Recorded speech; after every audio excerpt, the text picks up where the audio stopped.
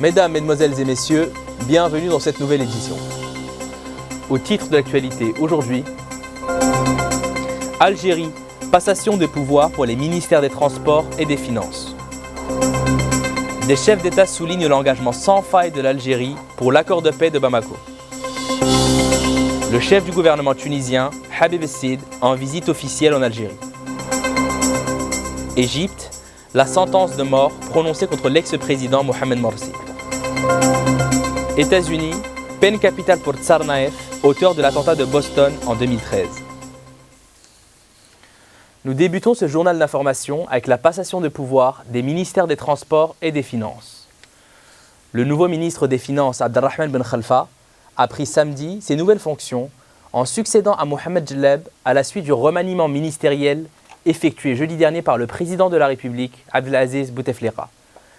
Du côté du ministère des Transports, Ammar Ghoul, ex-ministre du secteur, a cédé sa place au nouvel entrant Boudjma Taleh, qui a salué le président de la République pour la confiance accordée. Ammar Ghoul, quant à lui, héritera du poste de ministre de l'aménagement du territoire, du tourisme et de l'artisanat. Politique, avec la signature de l'accord de paix et de réconciliation au Mali ce vendredi à Bamako par le représentant du gouvernement malien. Les mouvements politico-militaires du nord du Mali, engagés au sein de la plateforme d'Alger et par l'équipe de la médiation internationale conduite par l'Algérie. Le président du Conseil de la Nation, Abdelkader Ben Salah, représentant du président de la République, a assisté à cette cérémonie aux côtés de plusieurs chefs d'État africains et personnalités internationales. L'accord de paix et de réconciliation au Mali constitue le couronnement de 5 rounds de dialogue engagés en juillet 2014 entre les différentes parties maliennes sous la conduite de la médiation internationale dont l'Algérie est le chef de file. L'accord a par ailleurs été signé par des représentants de plusieurs pays et organisations au nom de la médiation internationale. Algérie, Burkina Faso, Mauritanie, Niger, Nigeria, Tchad, Union africaine, ONU, Communauté économique des États de l'Afrique de l'Ouest, Organisation de la coopération islamique et Union européenne, ainsi que la France. L'Algérie a su gérer le dossier malien de manière fabuleuse et avec intelligence, permettant ainsi d'aboutir à cette signature, a déclaré le président malien au terme de la signature de l'accord de paix et de réconciliation. Il a ajouté que l'accord restait ouvert pour une partie de la coordination des mouvements de l'Azawed qui n'a pas signé l'accord, pourvu qu'il n'y ait pas une prise d'otage du Mali. Toujours sur le même sujet, des chefs d'État du continent africain ont souligné vendredi à Bamako l'engagement sans faille de l'Algérie en faveur de la paix et de la stabilité au Mali, au terme de la signature de l'accord de paix et de réconciliation pour les parties maliennes. Ainsi, le président du Ghana, John Dramani Mahama, et président en exercice de la CEDEAO, a salué la contribution efficace de l'Algérie tout au long du processus de négociation intermalien. L'Algérie, chef de file de la médiation internationale du dialogue intermalien, a conduit les négociations efficacement, permettant ainsi le couronnement des efforts par la signature de l'accord de paix et de réconciliation, a-t-il indiqué. De son côté, le président de la Guinée, Alpha Condé, a qualifié cet événement d'historique, augurant ainsi d'un avenir meilleur et prometteur pour le Mali et pour tout le continent africain. Je félicite à cette occasion l'excellente médiation algérienne qui a permis de déboucher après plus de 8 mois de négociations à cet accord de paix et de réconciliation, a-t-il soutenu. Pour sa part, le président de la Mauritanie, Mohamed Ould Abdelaziz, a indiqué qu'il fallait passer à la mise en œuvre de cet accord avec efficacité pour un retour à la paix et la stabilité dans ce pays et dans les pays de la sous-région, saluant par ailleurs la précieuse contribution algérienne dans ce processus de négociation. La ministre de la Solidarité nationale, de la famille et de la condition de la femme, Mounia Mslem, a annoncé vendredi que son secteur a entamé la mise en œuvre progressive d'un plan d'action pour assurer une meilleure prise en charge des catégories démunies. Dans un entretien à l'APS à l'occasion de la célébration de la Journée mondiale de la famille le 15 mai, Mme Mslem a précisé que ce plan s'inscrivait dans le cadre des politiques nationales en matière de couverture sociale, sanitaire et de gratuité de l'enseignement. Le plan prévoit des mécanismes pour la prise en charge des préoccupations des catégories démunies et des mesures prises en coordination avec les secteurs concernés avec l'implication du citoyen en vue de garantir des prestations sociales de qualité, a-t-elle précisé. Il vise également l'organisation d'espaces d'écoute, l'accompagnement des personnes en situation sociale difficile et le soutien des associations concernées en matière de prise en charge de la santé de la mère. Selon la ministre, des mesures d'aide aux personnes âgées et aux besoins spécifiques à la maison sont également prévues dans le cadre de l'accompagnement des catégories vulnérables. Par ailleurs, Mme Muslim a fait savoir qu'un numéro vert, le 1527, a été mis à la disposition des citoyens. Notamment ceux en situation sociale difficile en vue d'écouter et de prendre en charge leurs préoccupations. La première responsable du secteur a annoncé en outre la préparation en cours d'un plan national pour l'accompagnement des adolescents en prévision de son application à partir de la prochaine rentrée scolaire à travers les différentes wilayas du pays. Le plan sera encadré par des équipes multidisciplinaires relevant des directions de wilaya de l'activité sociale. Sur le plan diplomatique, le chef du gouvernement tunisien Habib Sid est arrivé aujourd'hui à Alger dans le cadre d'une visite de 2 jours. Invité du Premier ministre Abdelmalek Sellel, il aura des entretiens avec des responsables algériens dans le cadre du dialogue et de la concertation politique que les 2 pays entretiennent au plus haut niveau depuis de nombreuses années. Abdelmalek Sellel et Habib Sid passeront en revue les relations bilatérales dans les domaines politiques, sécuritaires, économiques et sociaux et procéderont à une évaluation de l'état de la coopération et de la mise en œuvre des projets. Il convient de souligner que cette visite intervient quelques semaines après celle effectuée par le chef de l'État tunisien, Beji Caïd Essebsi, où les 2 pays avaient convenu d'une coopération étroite en matière de sécurité. Les frontières algéro-tunisiennes constituent un motif d'inquiétude pour les armées tunisiennes et algériennes. Il reste que l'essentiel de la coopération entre Alger et Tunis sera axé sur des questions économiques. Sur le plan international, l'ex-président égyptien Mohamed Morsi, destitué par l'armée en 2013, a été condamné à mort, en première instance samedi, pour des évasions de prison et des violences durant la révolte populaire de 2011. L'ex-président Mohamed Morsi, premier président élu démocratiquement en Égypte en 2011, vient d'être condamné à mort. Dans le cadre de cette affaire, des dizaines de personnes ont été condamnées à mort, dont Mohamed Morsi, Mohamed Badié et le prédicateur qatari Youssef Al-Qardawi. Ce dernier était jugé par contumace. Le second procès était relatif à une affaire d'espionnage entre 2005 et 2013, notamment au profit du Hamas, du Hezbollah et de l'Iran. لن نستطيع أن نطعن على هذا الحكم بالنسبة للدكتور مرسي، أما بالنسبة لباقي المتهمين فإذا صدرت أحكام بالإدانة فسيتم الطعن عليها جميعا. Ces nouvelles peines capitales sont prononcées alors que le pouvoir du président Abdel Fattah el-Sisi mène une répression sanglante contre les frères musulmans qui avaient remporté toutes les élections démocratiques en 2012 après la chute de Hosni Moubarak, mais aussi contre toute opposition laïque et libérale. Par ailleurs, 3 juges égyptiens ont été tués et 2 blessés par balle samedi dans le nord du Sinaï, théâtre d'attentats terroristes visant habituellement les forces de sécurité. L'attaque intervient quelques heures après que la justice a condamné à mort l'ex-président Mohamed Morsi. Les groupes terroristes qui revendiquent habituellement les attentats contre les forces de l'ordre disent agir en représailles à la sanglante répression qui s'est abattue sur les partisans de M. Morsi depuis sa destitution. Dans un pays sous la férule de l'armée depuis des décennies, les pro-Morsi soulignent qu'il a tenté d'évincer les militaires des principaux rouages de l'État, ce qui a causé sa perte.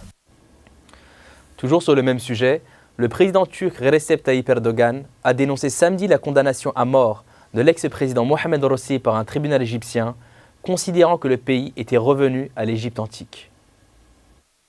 L'ancien président égyptien, qui avait été choisi par 52% des électeurs, a malheureusement été condamné à mort. L'Égypte revient à l'Égypte antique, a fustigé M. Erdogan lors d'un rassemblement à Istanbul, accusant l'Occident de fermer les yeux sur le coup d'État de 2013 ayant évincé M. Morsi du pouvoir. Il a aussi reproché aux Occidentaux de regarder en spectateur cette exécution en Égypte, leur rappelant que la Turquie, comme les pays de l'Union européenne, avait aboli la peine de mort. Le gouvernement islamo-conservateur de M. Erdogan, alors Premier ministre, était un proche soutien de Mohamed Morsi après son élection à la tête de l'Égypte en 2012, espérant qu'il aiderait à ranimer l'influence de la Turquie dans la région. La Turquie s'était insurgée contre sa destitution par l'armée, une manœuvre soutenue par l'Arabie saoudite. Les relations diplomatiques entre l'Égypte et la Turquie s'étaient sévèrement dégradées. Le président Erdogan a attaqué à de multiples reprises son homologue égyptien Abdel Fattah el-Sisi dans des discours. Avant la condamnation à mort de Mohamed Morsi, des signes de rapprochement semblaient voir le jour dans les relations entre les 2 pays, alors que la Turquie cherche à améliorer ses rapports avec l'Arabie saoudite. La France et la Chine sont désireuses de développer leur coopération pour conquérir ensemble des marchés en Afrique ou en Asie, a indiqué vendredi Laurent Fabius, confirmant la visite prochaine du Premier ministre chinois Li Keqiang en France. Laurent Fabius se rendra en Chine les 15 et 16 mai 2015. Il s'agit de son 10e déplacement dans ce pays depuis 2012. Le ministre sera reçu par le Premier ministre chinois Li Keqiang et ouvrira avec la vice-première ministre Liu Yongdong la deuxième session du dialogue de haut niveau sur les échanges humains. Cette session sera l'occasion de marquer des avancées, notamment dans les secteurs éducatifs, universitaires et sportifs, avec une dizaine d'accords signés de partenariats visant à renforcer la mobilité étudiante entre les deux pays. Dans la perspective de l'Euro 2016, il rencontrera les agences de voyage chinoises spécialisées. Laurent Fabius s'entretiendra également avec Wang Yi, ministre chinois des Affaires étrangères, et Xi Zhenhua, représentant spécial pour les négociations climatiques. Dans la perspective de la conférence Paris Climat 2015, le ministre abordera les questions climatiques avec ses interlocuteurs politiques et sensibilisera les étudiants, la presse et la société civile aux enjeux climatiques. Dans le domaine économique, le ministre ouvrira la 23e commission mixte franco-chinoise sur le commerce et l'investissement. Il rencontrera des investisseurs chinois ainsi que la communauté d'affaires française. En Syrie, les terroristes du groupe Daesh se rapprochaient vendredi du joyau archéologique de Palmyre dans le désert syrien, suscitant l'inquiétude de l'UNESCO et ont pris le contrôle de la majeure partie de Ramadi, capitale provinciale dans l'ouest de l'Irak. Les extrémistes se trouvent désormais à 1 km de Palmyre, cité antique, célèbre pour ses colonnades torsadées et ses tours funéraires, a indiqué l'Observatoire syrien des droits de l'homme, qui rapporte des combats autour de cette ville de la province de Homs. À Beyrouth, la directrice générale de l'UNESCO, Irina Bokova, s'est dit très inquiète de l'avance terroriste sur Palmyre, inscrit en 1980 sur la liste du patrimoine mondial de l'humanité. Nous ne pouvons pas rester silencieux, c'est notre responsabilité d'alerter le Conseil de sécurité de l'ONU pour qu'il prenne des décisions fortes, a-t-elle dit. Madame Bokova a souligné l'importance de lutter contre cette stratégie de supprimer notre mémoire commune, menée par le groupe extrémiste qui s'est vanté ces derniers mois d'avoir détruit ou endommagé de grands sites archéologiques, notamment ceux de Nimrud et Hatra en Irak. Le directeur des antiquités et des musées syriens, Mamoun Abdelkarim, a appelé à une mobilisation internationale pour empêcher la catastrophe internationale qui sera la destruction de Palmyre, alors que la coalition de l'opposition syrienne en exil a mis en garde contre le crime contre la civilisation que pourrait y commettre Daesh, tout en accusant le régime de ne pas assez protéger ce site vieux de plus de 2000 ans. Le président Barack Obama a réaffirmé vendredi sa conviction qu'il n'y aurait pas de solution militaire à ce conflit. La situation en Syrie est déchirante, mais elle est extrêmement complexe, a déclaré M. Obama dans un entretien à la chaîne d'information en continu Al Arabiya. Interrogé sur la possibilité que le conflit soit réglé avant la fin de son mandat, en janvier 2017, il a répondu « probablement pas ». Aux États-Unis, cette décision judiciaire était attendue depuis 2013. Le plus jeune des frères Tsarnaev et seul survivant de la fratrie a été condamné à la peine de mort par le tribunal de Boston. Les 12 jurés sont arrivés à un verdict unanime sur 6 des 17 points d'accusation et ont choisi la peine capitale comme sentence. Dzhokhar Tsarnaev était l'un des 2 auteurs des attentats du marathon de Boston qui avait eu lieu le 15 avril 2013. Dzhokhar Tsarnaev n'a montré aucune réaction particulière quand le verdict a été lu dans la salle d'audience, comble du tribunal fédéral de Boston, en présence de nombreuses victimes. L'accusation avait insisté sur le fait que Dzhokhar Tsarnaev la méritait. Le chef de la police de Boston a réagi au verdict de la condamnation à mort de Dzhokhar Tsarnaev, estimant que la peine capitale envoyait un message fort. Pas de remords, pas d'excuses, ce sont les mots d'un terroriste convaincu. Il trouvait justifié de tuer, mutiler et blesser grièvement des innocents, hommes, femmes et enfants, a déclaré le procureur. C'est un terroriste sans remords qui la mérite pour avoir tué des Américains innocents, avait déclaré l'accusation à la fin du procès mercredi, soulignant plusieurs facteurs aggravants. Les 2 bombes posées par les Tsarnaev avaient tué 3 personnes et blessé plus de 260 autres. La défense avait plaidé les circonstances atténuantes, affirmant que le jeune Tsarnaev était sous l'influence de son frère aîné, Tamarian, auto-radicalisé, décédé 4 jours après les attentats. Au Burundi, des organisations non gouvernementales européennes ont évacué samedi leur personnel expatrié au lendemain de l'échec d'une tentative de coup d'État contre le président Pierre Nkurunziza, a affirmé une source diplomatique. Les organisations non gouvernementales européennes sont en train d'évacuer leur personnel étranger, a indiqué à l'AFP un diplomate sous couvert d'anonymat. Il a affirmé que les associations avaient pris cette décision de leur propre initiative sans avoir reçu de directive des capitales. Mais il a précisé que ces départs étaient liés à ce qu'il se passe en ce moment. Des journalistes de l'AFP ont eux-mêmes vu un convoi d'une vingtaine de voitures banalisées d'ONG en partance, selon l'un de leurs occupants, pour le Rwanda. L'aéroport de Bujumbura est officiellement rouvert depuis l'échec vendredi de la tentative de coup d'État lancée mercredi par le général Godefroid Niambare. Mais les avions n'y atterrissent et n'en décollent toujours pas. Vendredi, les États-Unis avaient déjà demandé à leurs ressortissants de quitter au plus vite le pays. Le département d'État avait indiqué avoir ordonné tout le personnel américain non essentiel et aux membres de leur famille de quitter le Burundi dès jeudi, quand des combats à l'arme lourde avaient opposé les forces putschistes et loyalistes dans la capitale Bujumbura. Nous finissons ce journal avec cette note politico-people qui nous vient du Royaume-Uni. Le prince Harry a aidé à capturer un crocodile lors de son récent voyage en Australie. Des responsables précisant samedi qu'il avait saisi un animal de 3,1 mètres. Harry, 30 ans, a passé un mois en Australie avec l'armée australienne, apprenant à survivre dans le bush, piloter un hélicoptère et travaillant avec les commandos d'élite SAS.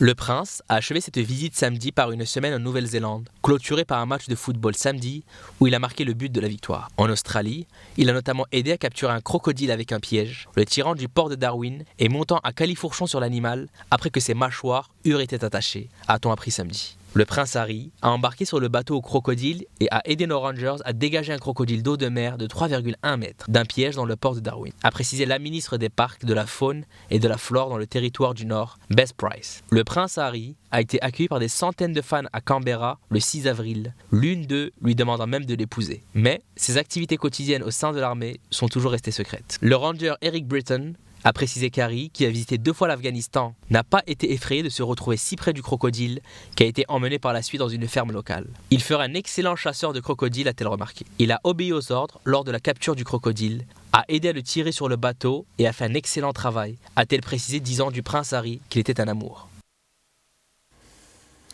Merci de nous avoir suivis dans cette nouvelle édition et à bientôt sur les antennes de Numidia News.